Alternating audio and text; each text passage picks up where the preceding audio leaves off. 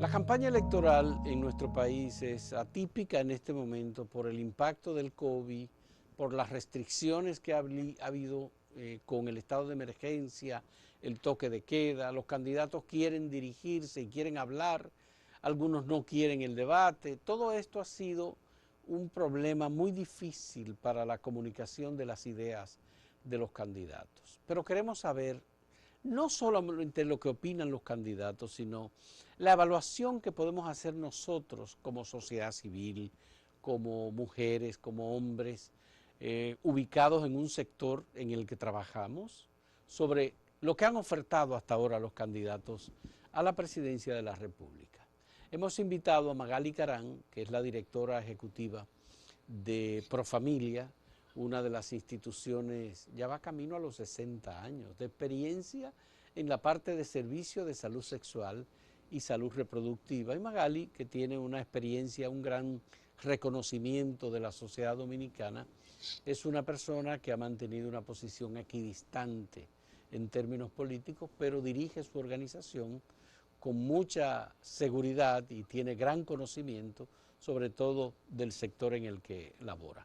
Magali, ¿cuál es el análisis que puede hacernos en este momento de lo que ha sido la campaña electoral hasta ahora con las propuestas de los candidatos en términos de definición conceptual, etcétera, en algunos de los sectores que considera más importantes?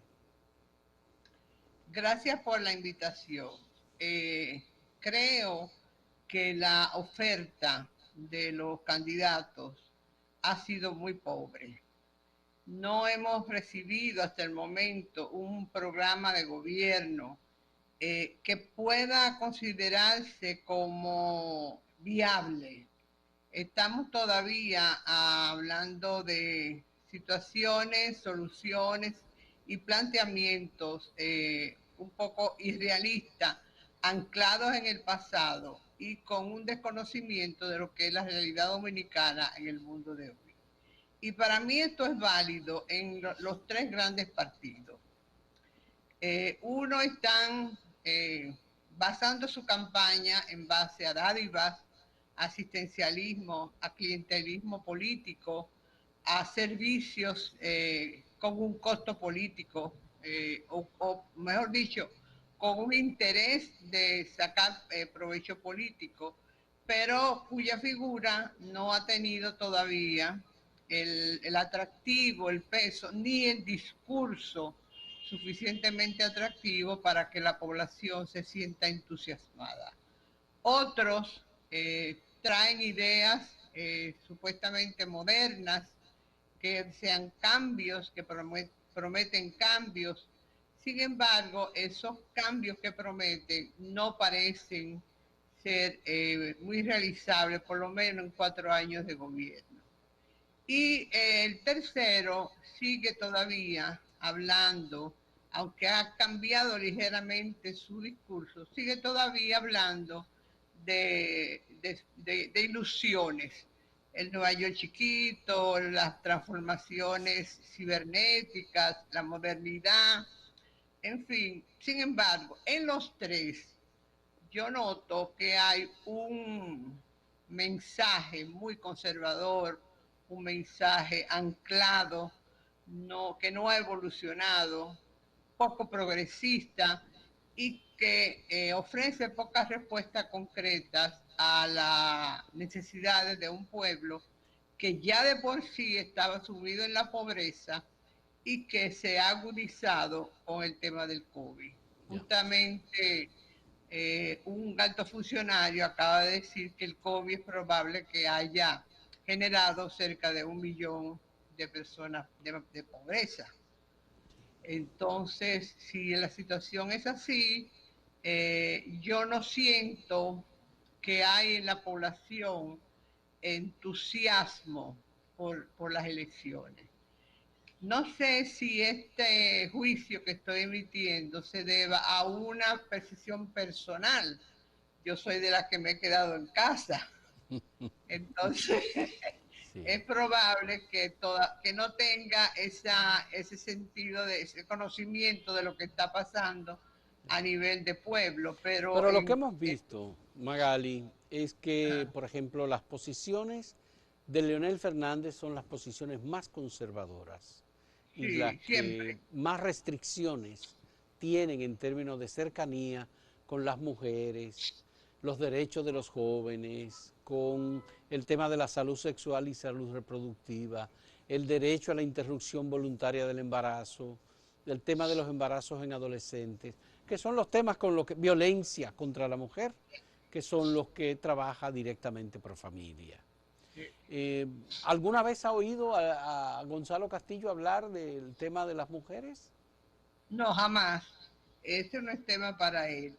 Hay Pero un análisis que ha hecho Política, que ya, es un sí. programa que está llevando a cabo Oxfam junto con otras instituciones. Y en los tres candidatos mayoritarios, ¿verdad? Solamente lo único que incluyen es el tema de violencia contra la mujer.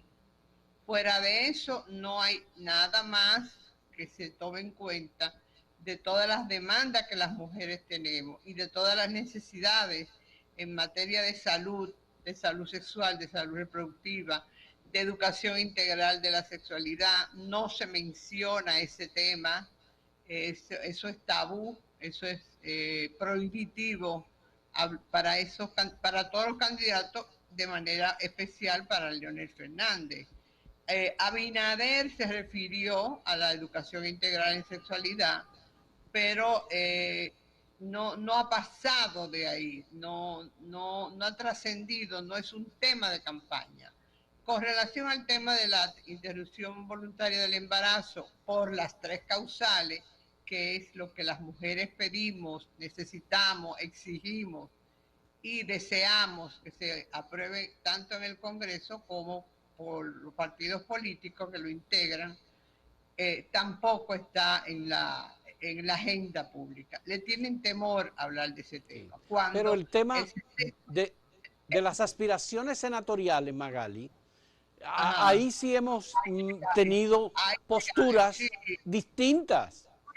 Por ejemplo, el sí, candidato del PLD es contrario totalmente y ha tratado de hacer ese, su campaña en esa en, base, dirección, en igual que el base a candidato de Fuerza del Pueblo, de Leonel.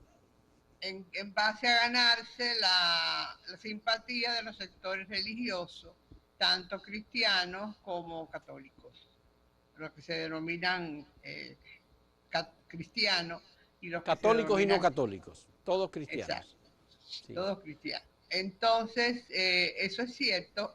Sin embargo, la candidata senadora del PRM, Faride, ha sido muy clara, muy precisa, abiertamente, ha sido coherente con su posición como diputada en todos los temas que tienen que ver con los derechos de las mujeres, con los derechos sexuales, con los derechos reproductivos. Y incluso ha recibido fuertes críticas por esa posición que yo defiendo y aplaudo, porque realmente es la única que públicamente ha tenido esa posición. Bien, vamos a Eh, hacer una primera pausa, Magali. Vamos a tener una primera pausa en este diálogo con Magali Carán, directora ejecutiva de Profamilia.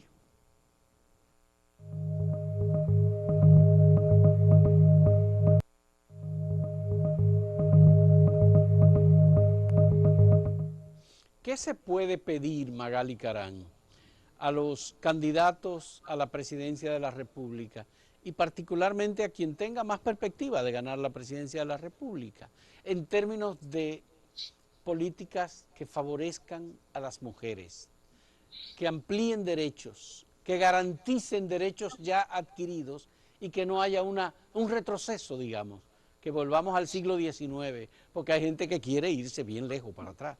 claro que sí. Bueno, en primer lugar, yo creo que los candidatos a la presidencia están los tres en la línea de moderación.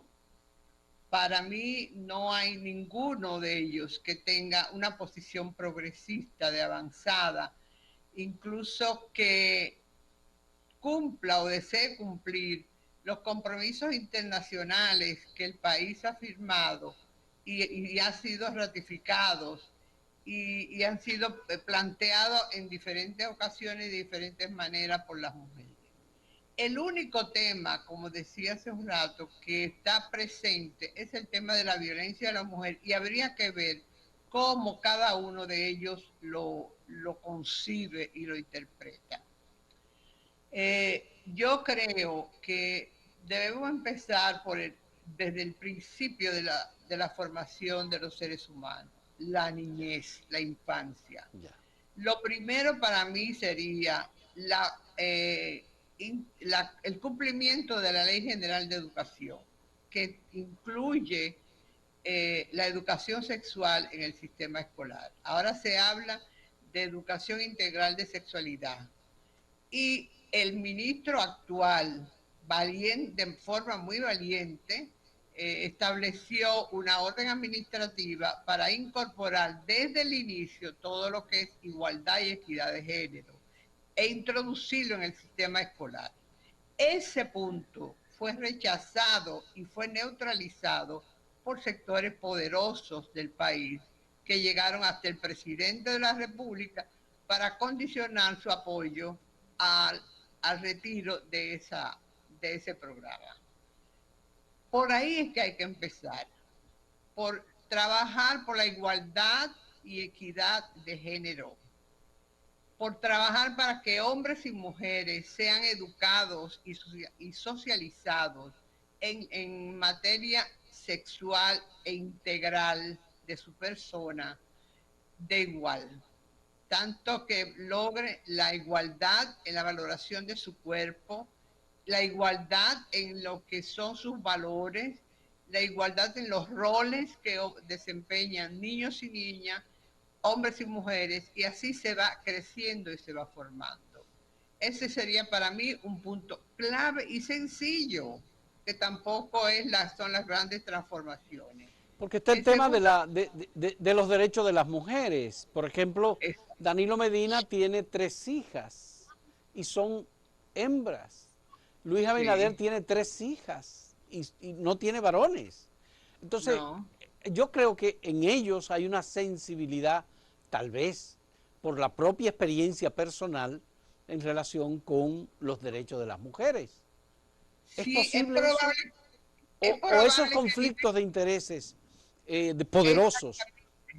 es probable que a nivel personal lo estén de acuerdo, pero a nivel político no lo expresan de esa forma o no lo expresan con toda la firmeza que amerita, porque el propio Danilo Medina, que ha objetado el Código Penal porque no incluía las 3 causales de la interrupción del embarazo por violencia, por acoso o por riesgo de la salud de la mujer y la madre, que era lo que la sociedad dominicana en más de un 60% apoyaba y las mujeres clamábamos por él. Sin embargo, él tenía el poder para incidir en el Senado, para incidir en el Congreso, para que incluyeran las 3 causales, pero no lo hizo. Entonces dio 3 pasos adelante y 4 para atrás. Bueno, ¿a dónde? La ambivalencia, eso es lo que sucede, la ambivalencia que existe en nuestro candidato. Leonel Fernández, yo personalmente he conversado con él sobre el tema y lo que me dijo fue ve a hablar con los sectores que se oponen.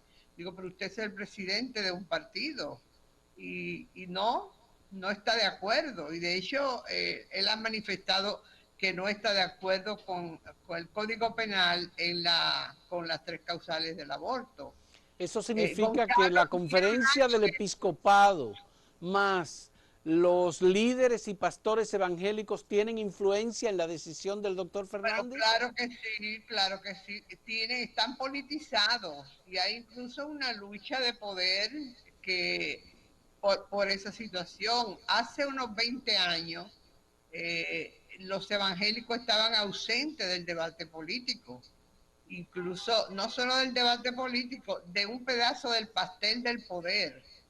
Se dieron cuenta de eso, incursionaron en la política y ahora quieren un pedazo del pastel del poder. Y eso es lo que también lo lleva a defender ciertos principios y ciertas posiciones conservadoras, atrasadas, para igualarse a la Iglesia Católica y así también mantener una cierta hegemonía en la sociedad dominicana. Pero han La visto el sociedad ejemplo de Trump, han visto el ejemplo de Bolsonaro.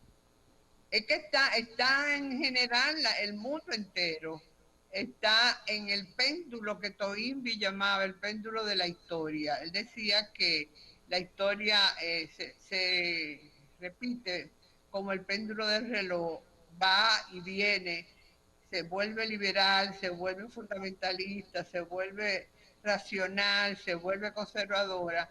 Estamos en este momento en ese péndulo del retraso y ellos están jugando a eso también. Ya. Lamentablemente no hay en el país, no se ha formado una instancia de la sociedad, una instancia política progresista que sea capaz con firmeza, con pues eso, con determinación de defender estos postulados de los derechos de las mujeres, de los derechos de las niñas y de las adolescentes, y han dejado sola a las mujeres que hemos dedicado nuestra vida a luchar por esos derechos. Bien, En vamos general yo diría sí. que no hay en ninguno de los candidatos programas de gobierno que incluyan de manera viable puntos para mejorar la condición de la mujer y para darle vigencia a la defensa de los derechos de las mujeres. Bien, hacemos una segunda pausa, última pausa, con Magali Carán, directora ejecutiva de Profamilia, y en un momento retornamos. Gracias.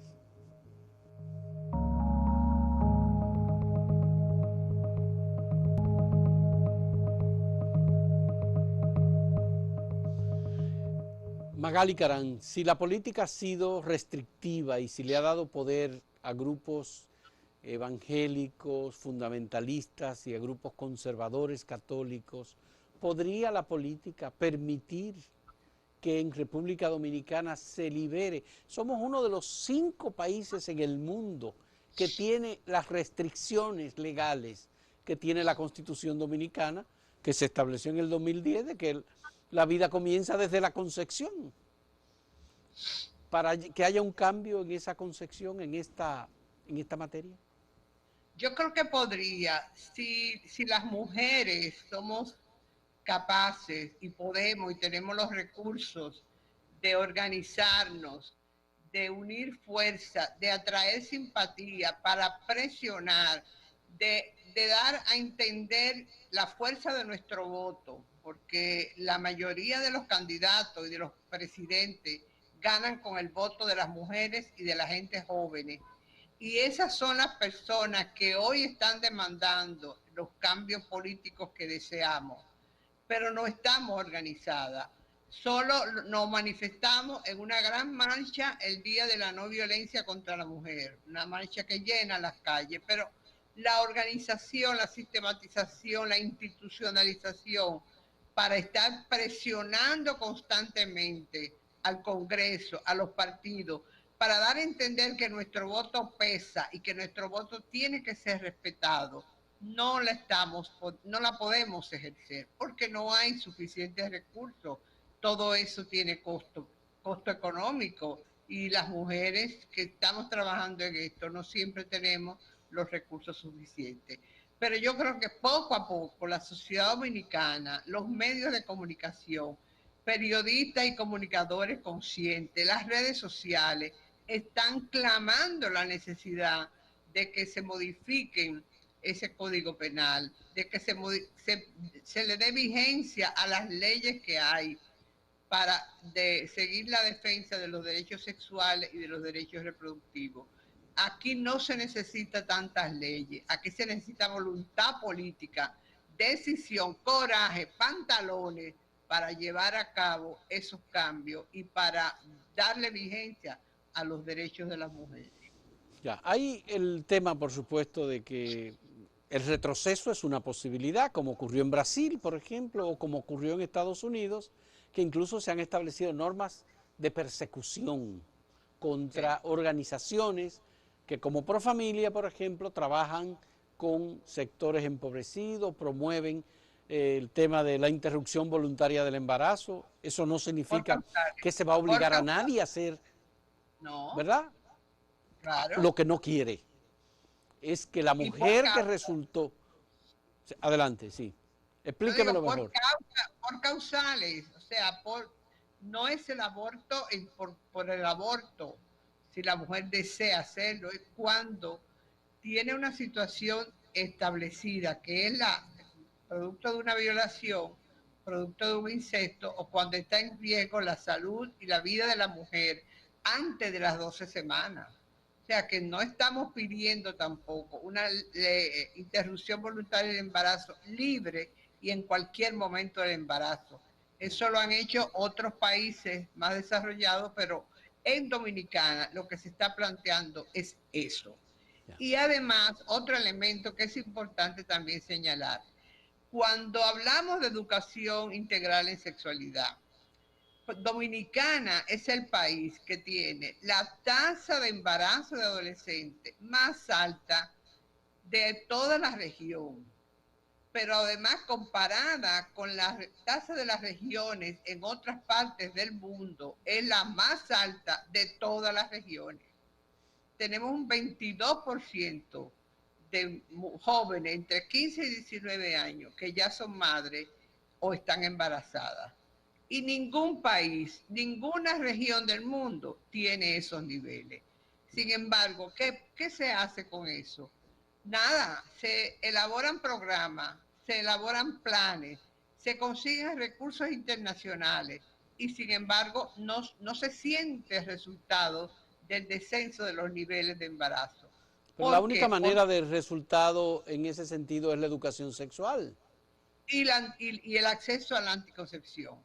Porque nosotros promovemos que el joven, los jóvenes que estén sexualmente activos tengan acceso a métodos anticonceptivos para protegerse de un embarazo y de una infección de transmisión sexual.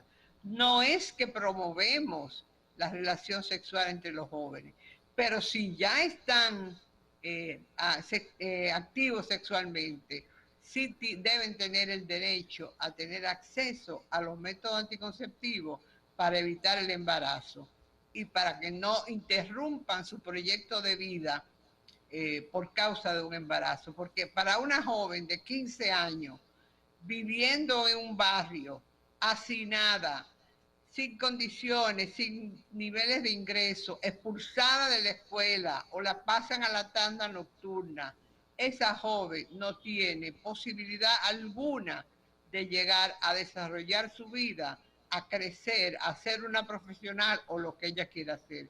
Ese embarazo interrumpe su proyecto de vida definitivamente. ¿Y por qué, Magali, tiene tanto poder el argumento contrario de que no se debe dar la educación sexual y de que no se deben dar servicios de protección, salud sexual a los jóvenes y adolescentes? Bueno, por razones religiosas, por razones de los fundamentalistas, que son los sectores más atrasados en la conceptualización de la sexualidad, porque en el fondo lo que se busca con toda esta posición es un control, es parte del patriarcado, es el control de la sexualidad de las mujeres, es el control de la vida sexual de los seres humanos, pero sobre todo de las mujeres, no de los hombres. Fíjense que en el tema de embarazo en adolescentes, cuando uno lo tiene codificado, el chip que sale es mujer, la imagen es mujer, y ella se embaraza sola. Y el hombre, y el joven, y la responsabilidad del joven, ¿dónde está? Y cuando eso se segmenta social y económicamente, normalmente este es un problema de los sectores más empobrecidos. La mujer pobre, con baja educación, el embarazo en adolescentes en sectores con baja educación llega a un 80% de las jóvenes embarazadas son analfabetas. Wow. Sí, que es un problema de carácter social. Es un problema social de salud pública, pero también es un problema de política. Y no acaban de verlo nuestros políticos, no acaban de entenderlo, de asimilarlo y de llevarlo a la práctica de manera seria, no de manera clientelista, ni con el objetivo de acaparar los recursos internacionales y darle el uso que consideren necesario. Bueno, me parece importantísimo y necesario que hayamos conversado sobre estos temas y que sobre el discurso de los candidatos lo hayamos transferido precisamente a describir, como usted lo ha hecho, muchas gracias, este drama social que vive República Dominicana. Muchas gracias, Magali Caram, directora ejecutiva de Profamilia. Muchas gracias por esta conversación y gracias a los amigos televidentes que nos apoyan y nos siguen en estos programas.